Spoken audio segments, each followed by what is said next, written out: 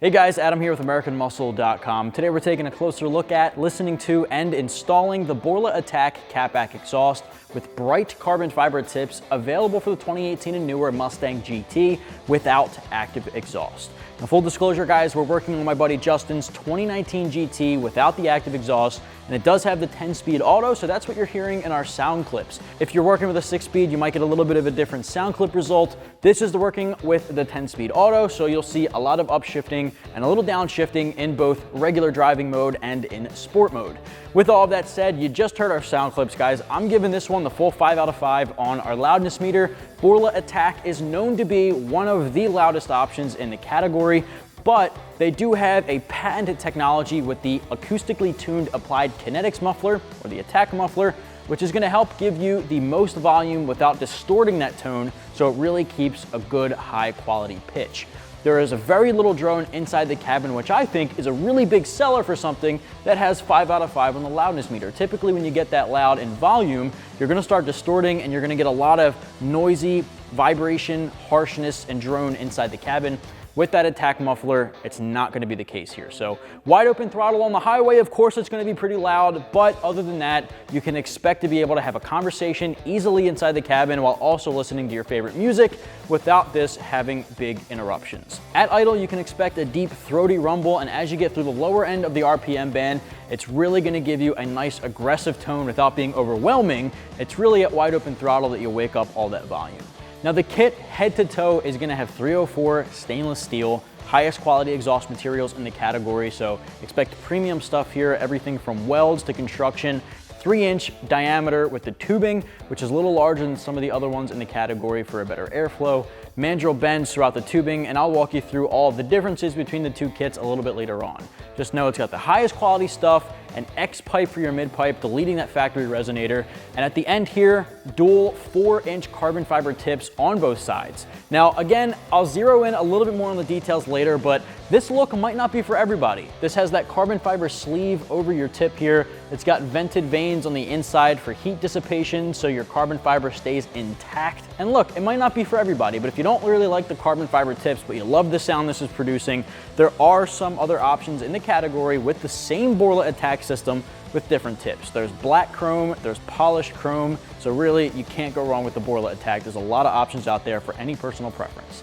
Now this kit does come with a premium price tag, and that is going to be tacked up a little bit because of the carbon fiber here, so expect to be spending between $1,900 and $2,000 for this Cat-Back. So you'll be digging deep in the wallet, but it does come out with premium quality. Best high volume kit on the category, in my opinion. It's also going to have the best materials, and it's going to have some really unique tips. So if you like the carbon fiber, this is really going to make the rear end stand out. Install: 2 out of 3 wrenches on our difficulty meter. It's not going to be that hard, but it is going to be a little bit more involved than a simple cold air intake, for example. Now, you're not going to be doing any cutting, you're not going to be doing any drilling, no welding, none of that nonsense. It'll bolt right up. I'm going to take you through every step of the process. It took me about 2 hours or so from start to finish. Depending on your experience, that may vary. What do you say we get started? Tools used in this install include an impact gun or a ratchet, an extension, 13 and 15 millimeter deep sockets, a flathead screwdriver, and a mallet. Now the first step of the uninstall here under our 2019 GT is to loosen up both of the band clamps holding your stock exhaust to the headers. Now what we're going to do is grab a 15 millimeter deep socket and loosen up the 2 bolts here and on the second one. Now we're not going to fully remove them, just get them loosened up so we'll be able to slide the rest of the exhaust out of place.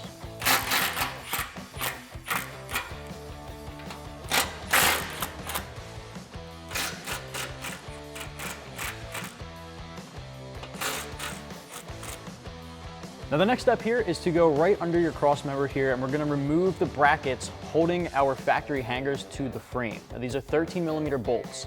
You have the option of sliding the hangers out of these brackets, but I find it to be way easier to just grab an extension in my 13mm deep socket and get these bolts removed. Go right on over the rear sway bar. Just pull those bolts out. You want to keep these because we're going to have to reuse those once we install our next exhaust. Now with those bolts removed, these brackets are actually hooked on to this cross member. So we're going to lift up and just unhook them and just rotate it down out of the way. Same thing on both sides. With the clamps by your factory manifolds or your headers loosened up, we've got the frame disconnected from those brackets on the hangers. At this point, we're going to disconnect the stock exhaust from the headers, and I got my buddy Scott here to help me lower it down. If you're working on the ground on jack stands, it's going to be a little bit easier for you to do by yourself, but since we're so high up in the air, you're going to want to have a buddy with you if you're working on a lift. So once we get these disconnected, we're just gonna slide the whole factory exhaust out of the hangers by the exhaust tips toward the front of the vehicle, then we'll be able to set it aside. On these clamps, there's a little bit of a tab holding this on, so you might need to grab a flathead and just peel up on that locking tab that holds it in position.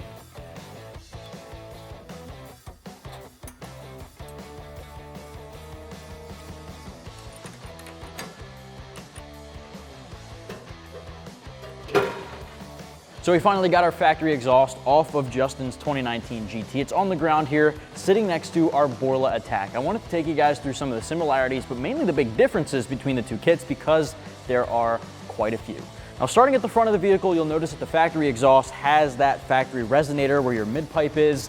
That's gonna really dial down that sound, mute some of the aggressive tones that you'd otherwise really like from the 5.0. I will say that this exhaust does sound pretty good from the factory. For a factory car, I give it a lot of credit. The 5.0 sounds pretty aggressive, but that resonator is really gonna bring back down some of those volume tones, and I think going over to your X-pipe here from the Borla ATAK system is gonna do wonders for not only volume, but also power.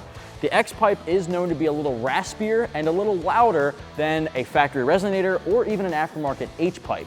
It has that crossover section in the middle, so it's an unrestricted airflow, and because of that, you're gonna bump up some of the horsepower and torque figures. Now moving on, you'll notice the entire exhaust here is a 3-inch Mandrel Bent tubing, which is one of the larger tubings as far as aftermarket is concerned in the category. You're gonna get really good airflow from the Mandrel Bent tubing as opposed to your factory exhaust, which can have some of the kinks in some of those bends.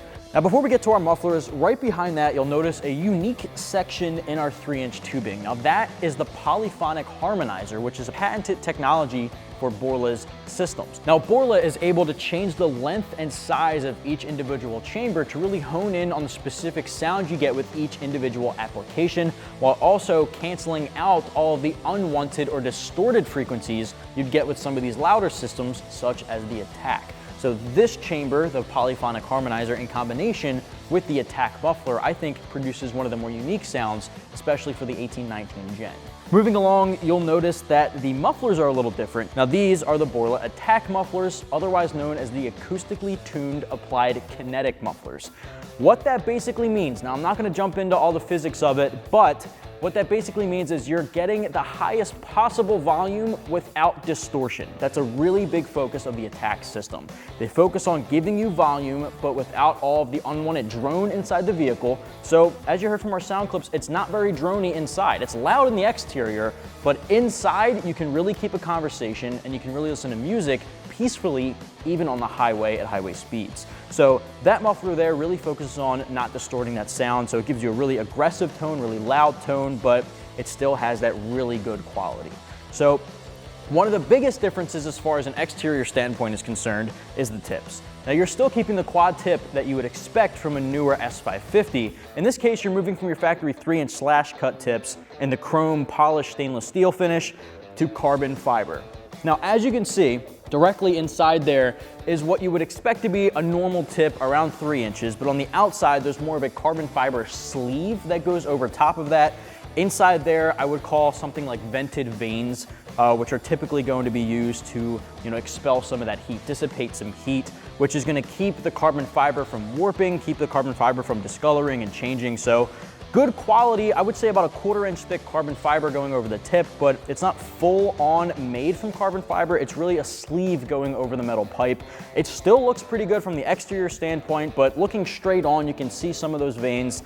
Some guys might really like that, some guys might not. Personally for me, I wish that the sleeve was built into the carbon fiber tip, but for heat dissipation's sake, it does make sense. So 4-inch dual tips on both sides, carbon fiber finish. It has the Borla name printed right on top. It has the red stripe in the Borla logo, so it adds a little pop of color to it. So on car, I think that's gonna look pretty good. So I wanna show you guys how this gets installed. Now we have to transfer over these hanger brackets from the factory hangers over to our new Borla system. So I'm gonna use a hanger removal tool. I'm just gonna slide this in, pop these right off. All right, now we can take this off and just transfer them right over. Now when you transfer these over, you want to take note of this little tab here at the top. This you want facing the front of the vehicle. Just slide these right over top and rotate them down and out of the way.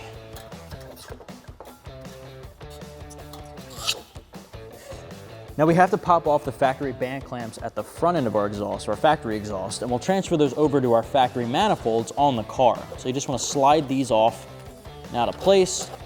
We're going to take these right on over to the car. Now transferring these band clamps over to the factory manifolds, you want to make sure that this little retainer tab is lining up with the welded on little button on the end here. That's going to retain this clamp into position, and that's how you know it's exactly where you want it to be. So we're going to slide that into place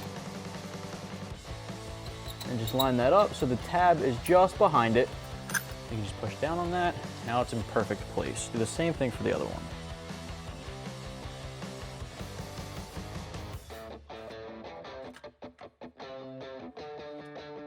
Next up is our X-pipe. Now you'll notice at the end here, there are adapters inserted into the inlet side of the X-pipe. Now these are going to adapt it so it works with your factory manifolds. If at any point you upgrade to long tube headers that have somewhat of a 3-inch inlet, or 3-inch outlet rather, you can remove these and still use the same system without needing to pick up any additional parts. So if you're using your stock manifolds, you want to make sure these are still on the X-pipe. If you have an aftermarket header, shorty or long, you can remove these and use the X-pipe alone. So since we're working with all stock, we're gonna leave them on. With that said, you also wanna make sure that these clamps are in place before you put it on. Now I'm gonna tighten these down once we get it in place. We'll tighten these down to the band clamps and then these to the adapters. Once you have that seated all the way back, tighten up the band clamps, then adjust these clamps to tighten down the adapters. All right, we're just doing this with our 15 deep socket. Now you can take these clamps, rotate them into place, and use the same socket to tighten those down. Next up is our passenger side pipe that'll connect to our subframe using those factory hangers. Now what we're gonna do is make sure we have another clamp over the inlet side, slide that over the passenger side of the X-pipe. Now you wanna make sure when you're sliding this into place, you're sliding it in so the hanger matches up properly to the subframe. You don't wanna go too far in or not enough in. So keep an eye on these little slots here. Make sure you're not gonna have any exhaust leak and check on the position. It's looking pretty good. So I'm gonna tighten up this clamp, just get it nice and snug with our 15 socket.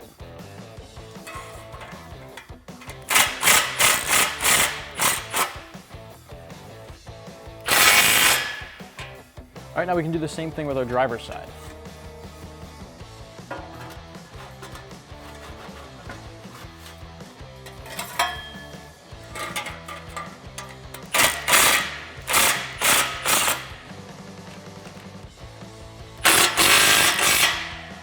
Now the next step, we have to rotate up and connect these hanger brackets to the slots that we removed them from on the subframe.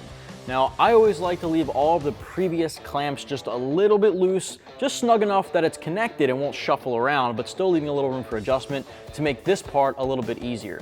So you want to be able to rotate these upward, move the pipes, and connect those to the slots. All right, so you can do that for both of them. When you tighten them down, you want to make sure these aren't slanted. You want them straight. That'll help you position everything properly. Grab the factory 13mm bolts, thread them in by hand, just a couple of threads. Grab a 13mm deep socket, and I use an extension to go right on over the sway bar, tighten them down.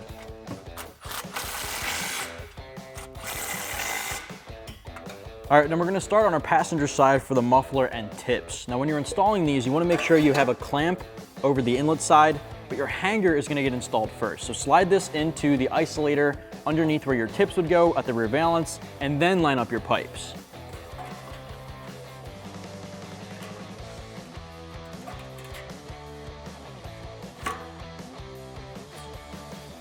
Once you line that up, get it nice and adjusted where you want it to be. Rotate your clamp into position and you'll tighten those down. All right, now we can do the same thing for our driver's side.